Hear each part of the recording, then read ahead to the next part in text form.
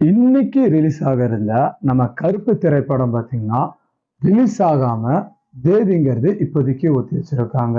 தேதிங்கன்னு சொல்ல முடியாது, காட்சிகள் இந்த ஷோ பார்த்தீங்கன்னா இப்போதைக்கு ஒத்தி வச்சிருக்காங்க. எதனால இந்த கருப்பு திரைப்படம் இப்போதைக்கு திரைப்படம் ஒத்தி வச்சிருக்காங்க அப்படிங்கிறத நம்ம இந்த வீடியோல ஃபுல்லா பார்த்துடலாம். அதுக்கப்புறம் இதுல அப்படி என்ன பிரச்சனை இருக்கு, இந்த படம் ரிலீஸ் ஆகுறதுக்கு ஏன் இவ்வளவு தடங்கள் இப்ப வந்துட்டு இருக்கு, இந்த ப்ரொடியூசர் சைட்ல என்னென்ன பிரச்சனைகள் இருக்கு, எவ்வளவு கோடி அவர் கடன் தர வேண்டியது இருக்கு அப்படிங்கிற தெளிவா இந்த கருப்பு திரைப்படம் எதனால வெளியே வரல அப்படிங்கிறது இந்த ஒரு வீடியோ பார்த்தாலே உங்களுக்கு பார்த்தீங்கன்னா ஃபுல்லா புரிஞ்சிடும். அதுக்கப்புறம் இந்த கருப்பு திரைப்படம் எப்போ ரிலீஸ் ஆக போகுது அப்படிங்கிற ஒரு இன்ஃபர்மேஷன் நம்மளுக்கு கிடைச்சிருக்கு. அதையும் தான் இந்த எல்லாத்தையும் தான் பார்த்தீங்கன்னா இந்த ஒரு வீடியோவில் நம்ம பார்க்க போகிறோம். நீங்கள் வீடியோ ஸ்கிப் பண்ணாமல் லாஸ்ட் முடியும் பாருங்க, அப்போ தான் இந்த வீடியோ உங்களுக்கு புரியும். சரிங்களா? சரி வாங்க, இப்போ டைம் வேஸ்ட் பண்ணாமல் நம்ம வீடியோக்குள்ளே போய் பார்த்துடலாம். ஃபர்ஸ்ட் டாபிக்கு இந்த என்ன பிரச்சனை இருக்கு அப்படிங்கிறத ஃபர்ஸ்ட் டாபிக்கா நம்ம பார்த்துடலாம். உங்களுக்கு எல்லாம் நீங்க கேள்விப்பட்டிருக்கீங்க. இது ஃபர்ஸ்ட் ஆஃப் ஆல் என்ன இதுல பிரச்சனை இருக்குன்னா, இந்த கருப்பு திரைப்படம் வெளியாகிறதுக்கு முக்கியமான காரணமா இப்போதைக்கு இருக்கிறது நிதி தொடர்பான பிரச்சனை தான் இதுல பாத்தீங்கன்னா போயிட்டு இருக்கு. இந்த கருப்பு திரைப்படத்தோட தயாரிப்பு நிறுவனமான ட்ரீம் வாரியர் பிக்சர்ஸ் அவங்க மீது பல்வேறு தரப்பினரும் பாத்தீங்கன்னா பணம் செலுத்த வேண்டியது இருப்பதாக நிறைய பேர் புகாருங்கள் தந்திருக்காங்க. இதுதான் பாத்தீங்கன்னா இதுக்கு இந்த கருப்பு திரைப்படம் ரிலீஸ் ஆகாம இருக்கிறதுக்கு அடிப்படையே காரணமா இது அமைஞ்சிருக்கு. சரி, இப்போ நம்மளுக்கு தெரிஞ்சிருச்சு இதுல என்ன பிரச்சனை இருக்குங்கிறது. இதுல என்ன அப்படி எவ்வளவு பெரிய நிதி பிரச்சனை இதுல மாட்டியிருக்கு, எந்த படம் தயாரிச்சு இவங்களுக்கு இப்போ இந்த பெரிய பிரச்சனை மாட்டியிருக்காங்க அப்படிங்கிறத, இந்த படம் எவ்வளோ கட்ட வேண்டியது இருக்கு அப்படிங்கிறத எல்லாத்தையும் நம்ம இப்ப தெளிவா பார்த்துடலாம். ஃபர்ஸ்டா இவங்களுக்கு எந்த படம் ஒரு பெரிய ஒரு பிரச்சனையா இருக்குன்னா, 2023ஆம் ஆண்டு வெளியான நம்ம கார்த்திகோட ஜப்பான் திரைப்படம். அது மேக்சிமம் எல்லாம் பார்த்திருப்பீங்க. அது பார்த்தீங்கன்னா நல்லா இல்லாம கொஞ்சம் பார்க்காம கூட இருப்பீங்க. இந்த ஜப்பான் படத்திற்கு ஏற்பட்ட 25 கோடி ரூபாய் பார்த்தீங்கன்னா இதுல இழப்புங்கிறது ஏற்பட்டிருக்கு. இத கோரி தான் விநியோகர்கள் பார்த்தீங்கன்னா போராட்டங்கள் இப்போ இந்த 25 கோடி ரூபாய் நட்டத்தை ஈடுகட்ட கோரி தான் இந்த விநியோகஸ்தர் பாத்தீங்கன்னா போராட்டத்துல இப்போதைக்கு ஈடுபட்டு வந்துட்டு இருக்காங்க. சரி, அப்படி எவ்வளவுதான் இந்த ட்ரீம்ஸ் வாரியர்ஸ் மேல மொத்த கடன்கள் எவ்வளவுதான் இருக்கு அப்படிங்கிற ஒரு டவுட்டுங்கிறது உங்களுக்கு ஏறும். அது இப்போ இந்த இதுல பாத்தீங்கன்னா நான் உங்களுக்கு சொல்லிடுறேன்.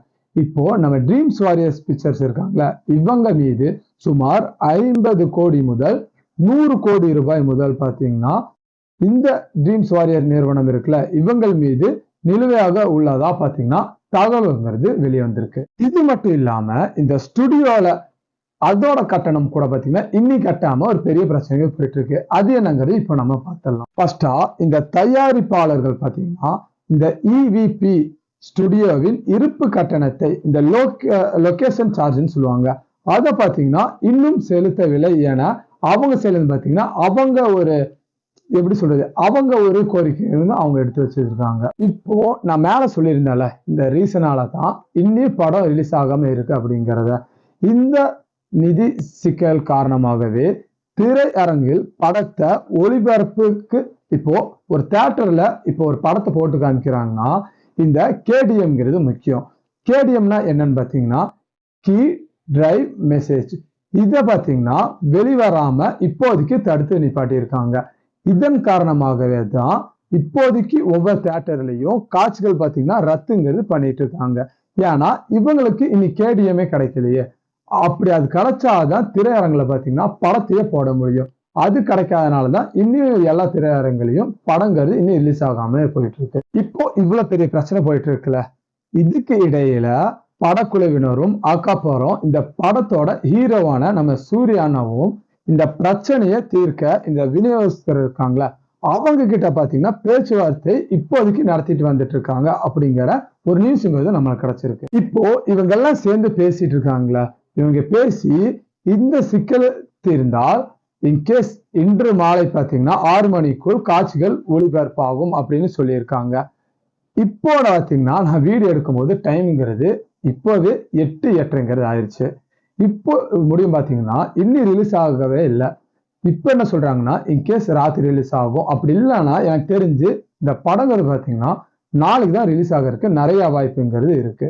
ஆனாலும் இது பாத்தீங்கன்னா இன்னி உறுதியான ஒரு நியூஸ்ங்கிறது நம்மளுக்கு கிடைக்கல.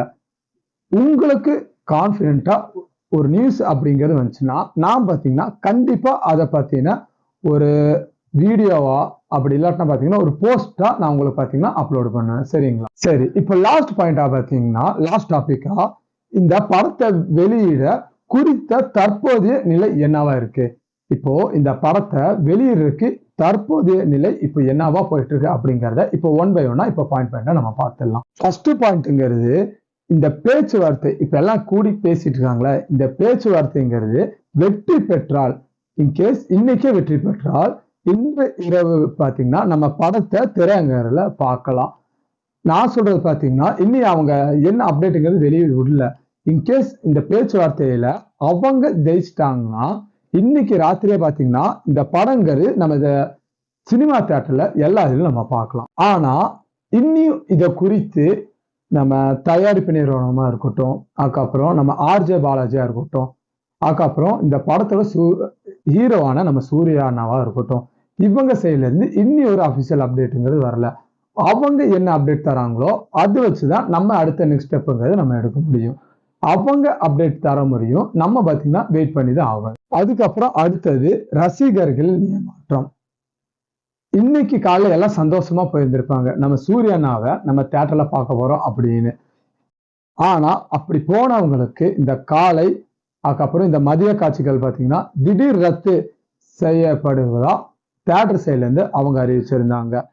இதனால சூர்யா ரசிகர்கள் பாத்தீங்கன்னா கடும் ஏமாற்றமும் கோபமும் பாத்தீங்கன்னா நிறைய பேர் கோபமா எப்படி சொல்றது கோவப்பட்டு போராட்டம் பண்ணிட்டு இருந்தாங்க. அதுக்கப்புறம் அந்த தியேட்டர்ல போய் சண்டை போடுறது அந்த மாதிரி விஷயங்கள் பாத்தீங்கன்னா நிறைய பண்ணிட்டு இருந்தாங்க. ஏன்னா கொஞ்சம் பேர் பாத்தீங்கன்னா வெளியூர்ல இருந்து இப்ப சென்னையில பாக்குறவங்க இருக்காங்க, அதுக்கப்புறம் நிறைய டிஸ்டன்ஸ்ல இருந்து வந்து பாக்குறவங்க இருக்காங்க. அவங்க எல்லாத்துக்கும் பாத்தீங்கன்னா ஒரு பெரும் ஏமாற்றமா இந்த சம்பவங்கிறது அமைஞ்சிருச்சு. அதுக்கப்புறம் இந்த கருப்பு படத்தோட இயக்குனரான நம்ம ஆர்ஜே பாலாஜி இருக்காருல, அவர் மனமுருக்கி ஒரு பதிவுங்கிறத அவர் போட்டிருக்காரு.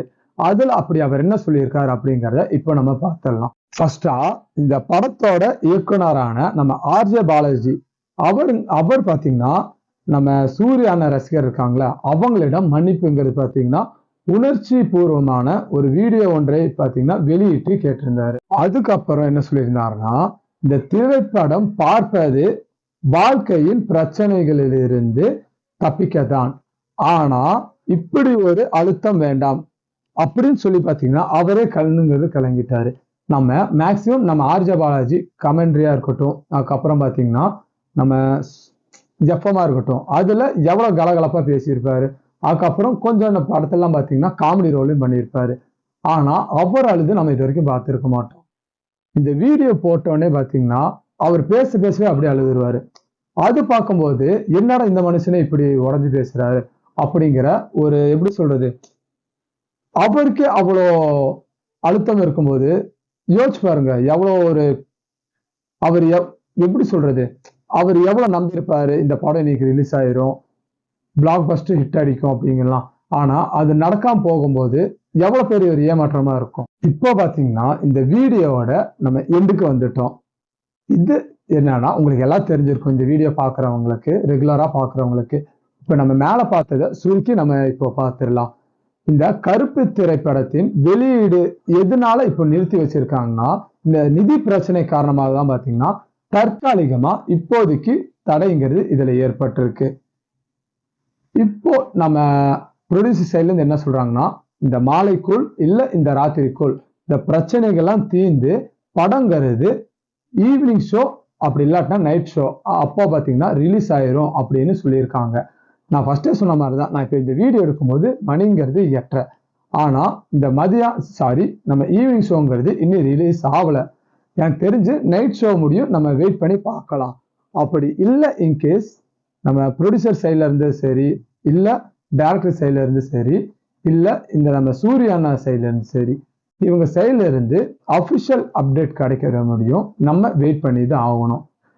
உங்களுக்கு இதை பத்தின மேலும் அப்டேட்ஸ் ஏதாச்சும் தெரிஞ்சுக்கணும்னா நம்ம சேனலை நீங்க ஃபாலோ பண்ணி வச்சுக்கோங்க. அப்படி ஃபாலோ பண்ணீங்கன்னா தான் ஏதாச்சும் வேற அப்டேட்ஸ் வந்துச்சுன்னா கண்டிப்பா பார்த்தீங்கன்னா நான் உங்களுக்கு போஸ்ட்டுங்கிறத போட்டு உங்களுக்கு நான் தெரிவிப்பேன். ஓகேங்களா? என்ன கேட்டீங்கன்னா இன்னைக்கு படம் ரிலீஸ் ஆகுறது முடியாத காரியம் தான் நான் நினைக்கிறேன். எனக்கு தெரிஞ்சு நாளைக்கு தான் படம் ரிலீஸ் ஆகும் அப்படின்னு நான் நினைக்கிறேன். நான் இப்பவே பார்த்தீங்கன்னா நாளைக்கு காலையில 9 மணி ஷோவான ஃபேன்மேட் ஷோ இருக்குல்ல, அதுக்கு பார்த்தீங்கன்னா புக் பண்ணி வச்சிருக்கேன். அது எல்லாம் கண்டிப்பா பார்ப்போம்னு நான் நினைக்கிறேன். உங்களோட கருத்து என்னங்கிறத நீங்க கீழே இருக்க பாக்ஸ்ல கண்டிப்பா சொல்லிட்டு போங்க. சரிங்களா? உங்களை இன்னொரு சூப்பரான வீடியோல நான் நாளைக்கு சந்திக்கிறேன். இந்த வீடியோ இவ்வளவு நேரம் பார்த்ததுக்கு மிக்க நன்றி. Okay, thank you.